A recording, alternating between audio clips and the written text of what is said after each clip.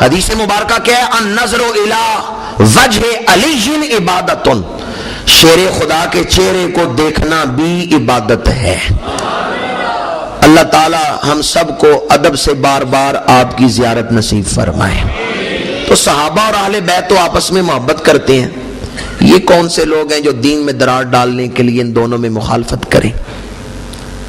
اس لیے اگر کسی مورخ کی بات آپ کو سمجھ نہ آئے تو آپ اسے چھوڑ دیں، مورخین پر عقیدہ نہ رکھیں۔ طبری کو ہم نے نبی نہیں مانا، ابن خلدون کو نبی نہیں مانا، مورخ ہیں۔ ہم نے نبی مانا ہے تو سید آمنہ کے لال کو مانا ہے۔ ہم مسلمان ہیں تو حضور کی غلامی کی وجہ سے، ہم غیر مشروط غلامی کرتے ہیں تو صرف امام الانبیاء کی کرتے ہیں۔ حضور کا فرمان ہی ہمارے لیے سند ہے، قرآن ہمارے لیے سند ہے۔ اس لیے کسی مورخ کی بات پر آپ پریشان ہو کے یہ نہ کہیں کہ جی ہم اب فلاں کے مخالف ہو گئے ہیں، فلاں کے مخالف ہو گئے ہیں۔ پہلے آپ اس ہستی کو قرآن اور حدیث کے آئینے میں دیکھ لیں۔ آپ نے یہ بھی پوچھا ان میں حق پر کون تھا، یہ بات میں پہلے دن کہہ چکا ہوں۔ ہمارے نزدیک حضرت علی رضی اللہ تعالیٰ عنہ خلیفہ برحق ہیں۔ حضرت علی خلیفہ برحق ہیں۔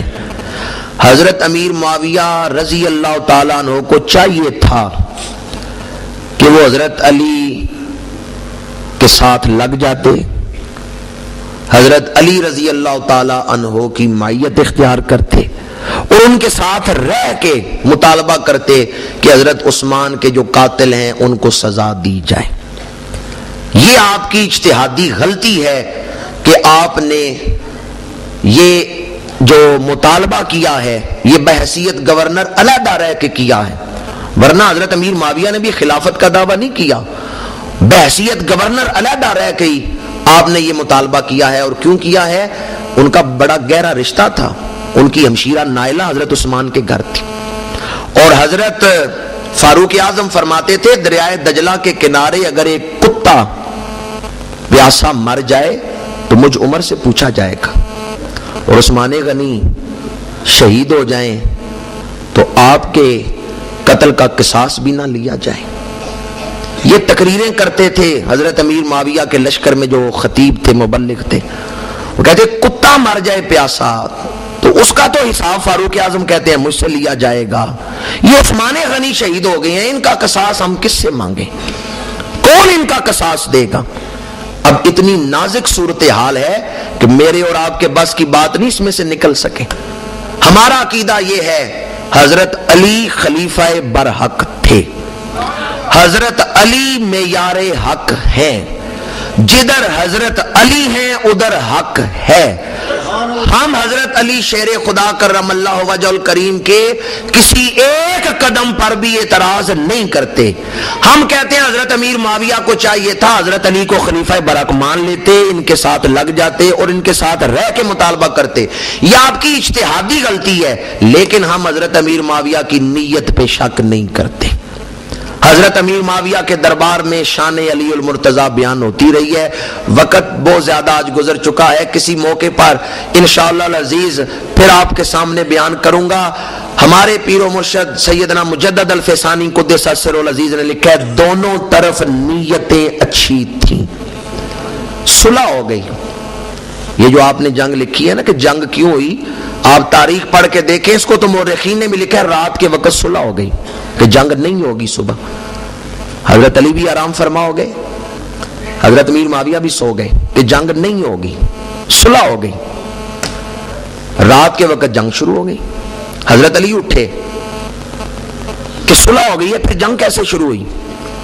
ان کا جی حضرت امیر معاویہ نے حملہ کر دیا۔ حضرت امیر معاویہ اٹھے، ان کا صلح ہو گئی ہے، پھر جنگ کیسے شروع ہوئی؟ ان کا جی حضرت علی نے حملہ کر دیا۔ اب دونوں طرف سے اس طرح جنگ ہوئی کہ دونوں طرف منافقین تھے جنہوں نے دیکھا ہم تو لڑانا چاہتے ہیں مسلمانوں کو اور یہ صلح کر کے سو گئے ہیں۔ رات کے وقت انہوں نے جنگ شروع کر دی۔ حضرت علی نے اٹھ کے کہا صلح ہوئی تھی، جنگ کیسے شروع ہوگی؟ انہوں نے کہا جی حضرت امیر معاویہ نے حملہ کر دی۔ ادھر حضرت امیر معاویہ اٹھے، انہوں نے کہا صلح ہو گئی تھی، جنگ کیسے شروع ہوئی؟ انہوں نے کہا جی حضرت علی نے حملہ کر دی ہے۔ اس غلط فہمی میں اب دونوں طرف سے تلواریں چلنے لگی۔ آغاز منافقوں نے کیا اور ہم مسلمان، بعد میں آنے والے مسلمان، ان منافقوں تک تو پہنچ نہ سکے، ان کی سازشوں کو تو دیکھ نہ سکے، ہم نے حضرت علی کو اور حضرت امیر معاویہ کو سامنے رکھ لیا۔ اب جنگ شروع کس بنیاد پہ ہوئی تھی اس تحقیق میں تو کوئی نہ گیا، اور اس لیے میں کہتا ہوں جذبات کو عقیدے پر غالب نہیں کرنا چاہیے۔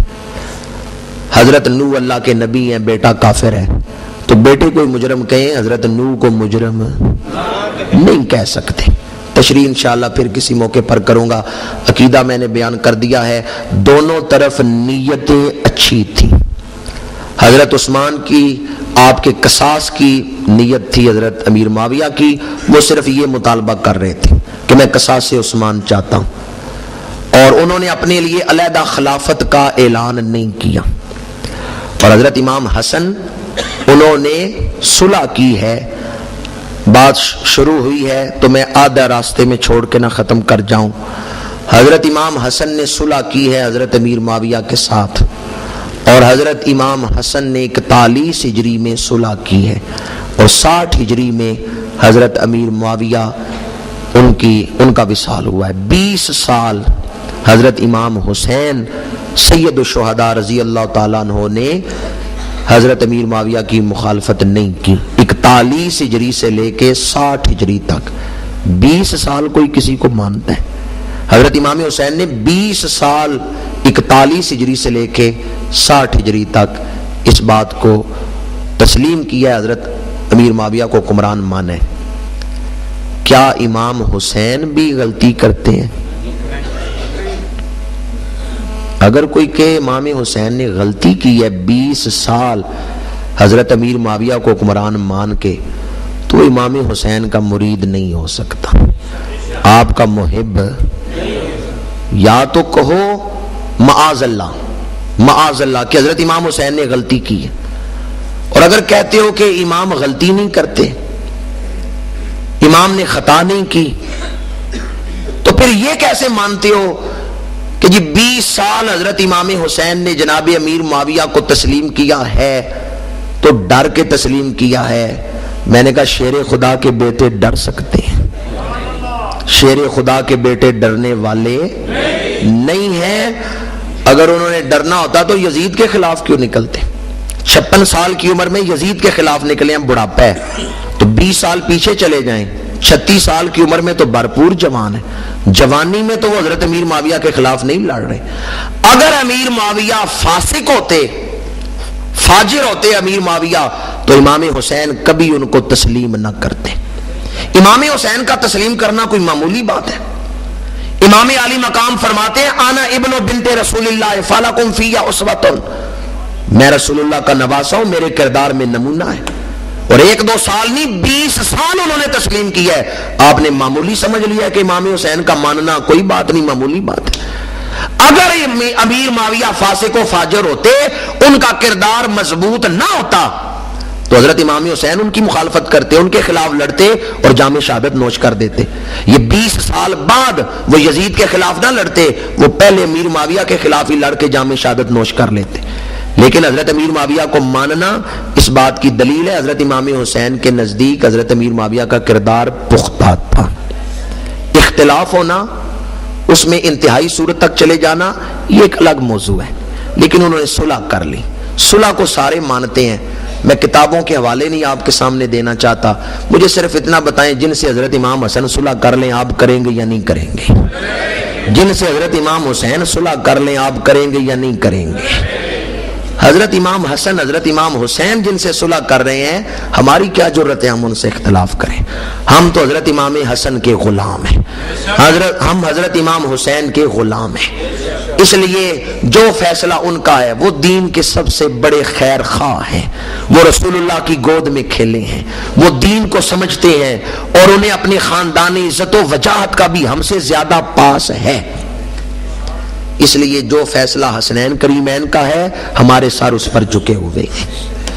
ہم یزید کو نہیں مانتے، یزید خراب تھا، حقدار نہیں تھا، نااہل تھا، ظالم تھا، شراب پیتا تھا، بدکار تھا، حلال کو حرام کرتا تھا، حرام کو حلال کر رہا تھا، ماؤں بہنوں سے شادی کو جائز سمجھتا تھا۔ یزید میں یہ ساری خرابیاں تھیں، آپ جتنا مرضی ہے اس کو برا بلا کہیں، ہم نہیں اس کی طرفداری اور وکالت کرتے، اور ہم وکیل ہیں تو حضرت امام حسن کے ہیں، ہم غلام ہیں تو حضرت امام حسین کے ہیں، اور ہم قصیدہ خواں ہیں تو مولا علی شیر خدا کے ہیں۔ جو فکر اور جو سوچ ان آل رسول نے دی ہے، ہم اسی کے غلام ہیں اور اسی کے پابند ہیں۔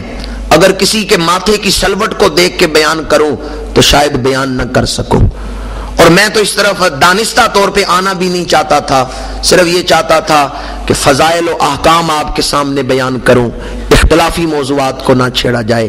لیکن بعض دوستوں نے اصرار سے بار بار سوال کیا ہے تو آپ کے سامنے آج مختصر سی گفتگو اس حوالے سے کی ہے۔ اصول یہی یاد رکھیں، وہ جو لڑائیاں ہوئی تھیں ان میں دونوں طرف نیتیں اچھی تھیں، ہم نیتوں پہ فتویٰ نہیں لگا سکتے۔ دونوں فوجوں میں کچھ منافق شامل ہو گئے تھے جنہوں نے آرام سے بیٹھنے نہیں دیا۔